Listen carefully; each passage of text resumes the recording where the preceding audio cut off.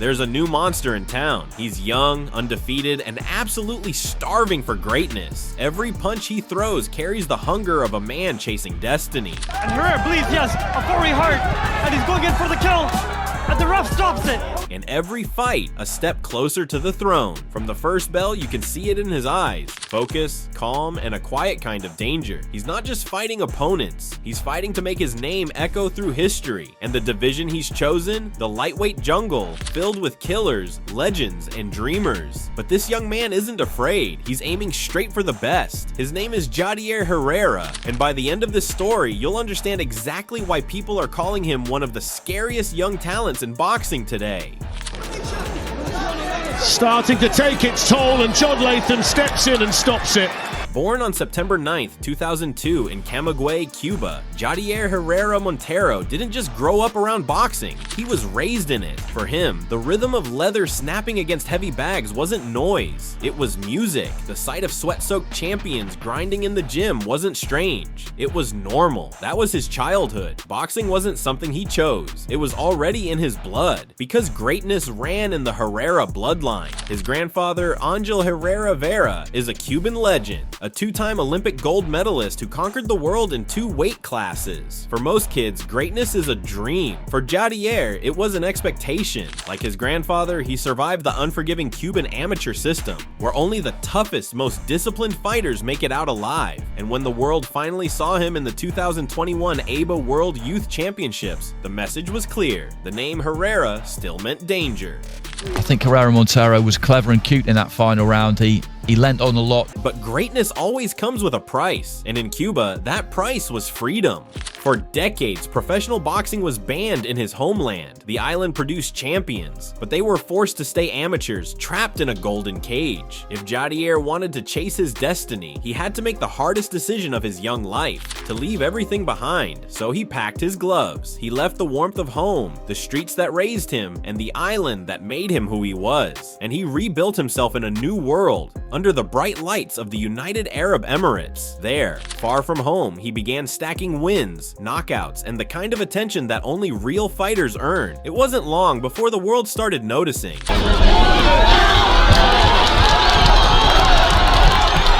And one of the sport's top promotions came calling. That's when Jadier Herrera's real story began. Super featherweight. And that's a good shot, and he's going to stop him.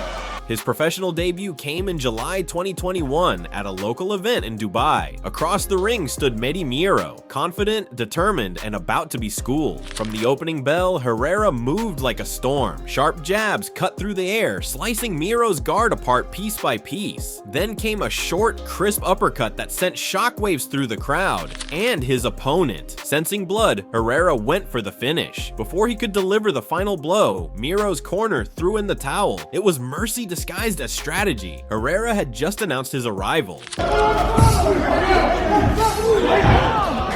A few months later, in October 2021, he faced Resnu Sundava of Indonesia. From the first seconds, the young Cuban southpaw took control. His jab was sharp, his rhythm flawless. He started mixing in uppercuts, and soon Sundava couldn't hold up. A heavy combination sent the Indonesian to the canvas. He stood up quickly, shaking his head, flashing a cocky grin, daring Herrera to give him more. Jadier smiled back, challenge accepted. Moments later, the Cuban unleashed hell. The fight ended the way most of Herrera's do, with his opponent broken and the crowd roaring.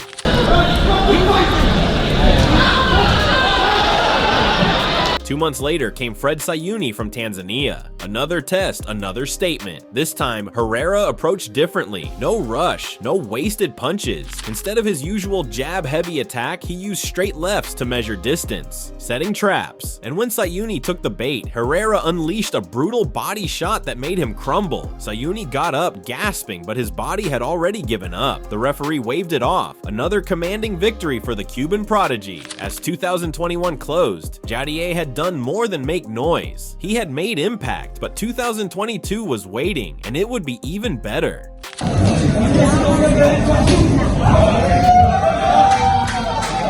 2022 began with a fight that would mark the next chapter of Herrera's rise. Standing across from him that night in Dubai was a seasoned Filipino, Eduardo Manchito, a man who had seen it all but was about to see something new. The bout was set for 8 rounds, but Herrera didn't plan on letting it last that long. From the start, his timing was razor sharp, his movements calm but lethal. He dictated the rhythm with his left hand, controlling distance and punishing every mistake. Manchito tried to press forward, relying on his experience to disrupt the young southpaw's flow, but experience means little when you're outgunned in speed, power, and precision. Herrera's combinations were crisp, his focus unbreakable.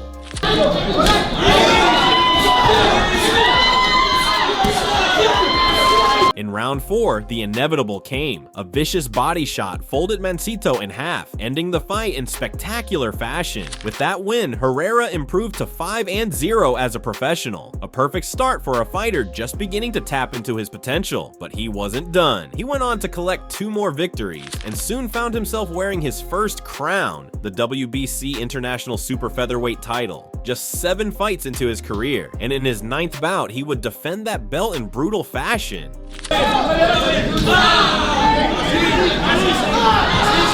In November of 2022, Herrera faced Venezuelan veteran Franklin Manzanilla, a tough, battle-hardened fighter known for pushing young prospects to their limits. But this wasn't going to be one of those nights. The opening round was chaos. Herrera came out fast, his punches snapping with surgical precision.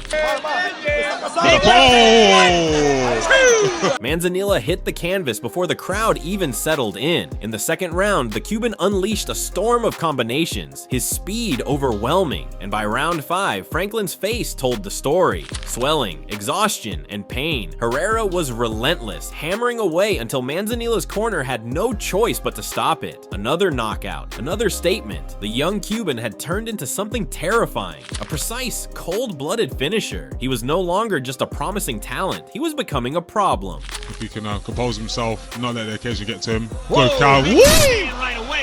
In March 2023, the challenge grew tougher. Across from Herrera stood Harmonito de la Torre, a Filipino veteran with a 22-4 record, known for his grit and power. The fight was billed as a real test, but for Herrera, it was just another performance. He began measured, using his jab to find range, staying patient. But once he felt no real danger coming back, the young Cuban shifted gears. Combinations started flowing like poetry in motion. A clean left sent De La Torre crashing to the canvas. The Filipino rose, fighting on instinct, but Herrera's precision was too much. He broke him down systematically. Another knockdown, another fall. By the later rounds, it wasn't a contest. Herrera closed the show with a devastating knockout, leaving no doubt that his rise was real, and it was fast. But with fame came fire.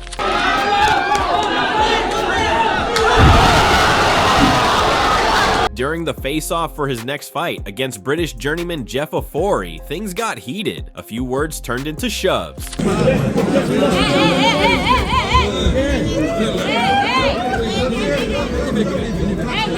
And Herrera grabbed Ofori by the throat. The cameras caught everything. Inside the ring, the tension carried over. Round 1 was cautious, both fighters feeling each other out. But by the end of the round, Herrera landed a string of sharp lefts that rocked Ofori. Round 2, same story, but harder. A left hand landed flush, dropping the Brit to the canvas. He got up, hurt but defiant. Herrera didn't rush. He knew the finish would come. Ofori tried to rally in round 3, but it only delayed the inevitable. In round 4, Herrera ended it. Another knockout added to his growing highlight reel. By now, his reputation was spreading fast. Fans in Dubai were calling him the Cuban Storm. And Herrera bleeds, yes, Ofori hard, and he's going in for the kill, and the ref stops it. After closing out 2023 on a high note, Herrera opened 2024 with purpose. His opponent, Mexico's Ulises Suarez Ortega, a pressure fighter known for throwing bombs from the first bell. Herrera came in calm, focused. From the opening seconds, his jab carved through the air like a blade. Suarez, wild and swinging, tried to crash the distance, but Jadier was 2 steps ahead. He used every inch of the ring, picking shots with sniper-like accuracy. Then, when the perfect moment arrived, Herrera went downstairs, a thunderous body shot that froze Suarez where he stood.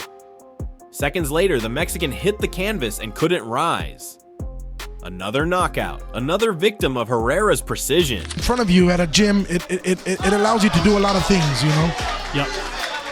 Oh, looks like a strong body shot that was landed by Herrera. That win pushed his record to a spotless 14-0, 14 victories in the United Arab Emirates, and 1 in Uzbekistan. The world was finally taking notice. Soon, the legendary Frank Warren and his Queensberry promotions came calling. They saw what everyone else did, and a rare, generational Cuban talent ready to explode on the world stage. Herrera signed the contract. Europe was now his new hunting ground. In June 2024, he made his Queensberry debut in Northern Ireland against Colombia's Andres Navarrete. The Irish crowd didn't know much about him yet, but they were about to. From the opening bell, Navarrete came forward, throwing heavy shots with bad intentions, but charging at a lightning-fast counterpuncher like Herrera. That was suicide. Herrera moved beautifully, slipping, timing, waiting for his moment. Then, as Navarrete overreached, Herrera fired a counter left hand that froze him mid-motion. His legs locked, his body stiff. The fight ended in under 2 minutes. The Irish fans rose to their feet. They had just witnessed something special, a future legend in the making. And that's a good shot, and he's going to stop him. Then came October 2024, the biggest fight of his life so far. Herrera faced veteran Oliver Flores for the vacant WBA Intercontinental Lightweight title. Flores came out firing bombs, hoping to catch the young Cuban cold, but Herrera wasn't there to trade. He was there to perform. His speed, timing, and footwork were poetry. Every slip, every jab, every pivot told the story of a fighter who was born to do this. And then came round 3. Herrera shifted gears, unleashed a perfectly placed body shot, and Flores hit the canvas. He tried to rise, but couldn't beat the count. Just like that, the young Cuban became the WBA Intercontinental Lightweight Champion. And with that, the spotlight grew brighter. Now everyone wanted a piece of him. There's that right hook that we spoke about, Paul, earlier on. In this, it's got the up in this third round. His first title defense came against a rugged Mexican warrior, Jose Macias Enriquez. From the opening bell, Enriquez charged forward, forcing Herrera into a dogfight. For a few rounds, it worked. The Mexican's relentless pressure made things messy, uncomfortable, but the calm inside Herrera never cracked. He adjusted, found his rhythm, and began answering chaos with control. His punches got sharper, his confidence unshakable. By round 7, he was running circles around Enriquez, tagging him, breaking him piece by piece. And then, with one final vicious combination, he closed the show. The Cuban had done it again. Another title defense, another demolition, 14 wins, no losses, a belt around his waist, and the boxing world finally whispering his name alongside some of the sport's biggest young stars. Starting to take its toll, and John Latham steps in and stops it. Because standing between him and greatness now are names like Abdullah Mason, Floyd Schofield, Keyshawn Davis, and Lamont Roach Jr. The division is stacked, full of talent, full of danger, but danger doesn't scare JDR Herrera. He is the danger. He's the product of Cuban discipline, sharpened by sacrifice, and fueled by the hunger to create his own legacy. Every fight is another chapter, every punch, a reminder that greatness runs in his veins. And now, with the world watching, one question remains. Can JDR Herrera truly rise through the fire and become the next king of the lightweight division? Drop your thoughts below and make sure to subscribe, because this is just the beginning of the next Cuban legend's rise.